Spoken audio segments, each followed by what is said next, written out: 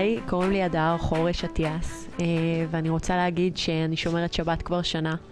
ושאם יש לי ספקות לגבי דברים מסוימים, אז לגבי השבת אין לי ספק. זה דבר מדהים, זה מתיקות ועונג שאין כמוהו, ואני חושבת שזה באמת אחד הדברים המגניבים, שיש יום שהוא חופשי, יום שבו נפגשים עם משפחה, עוזבים את כל הגירויים וכל הפייסבוק וכל הדברים שאנחנו עושים ביום יום, עוזבים את זה בצד ומרגישים מה זה שקט, נחת, משפחה, חברים, אוכל, יהדות, קדושה, הכל ביחד, ואני באמת חושבת שזה אחד הדברים המדהימים. ואם כולם יעשו את זה ביחד, אפילו ליום אחד, וכולם ינסו את הניסיון הזה,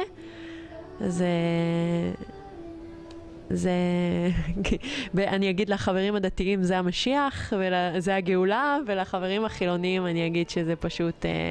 מושלם.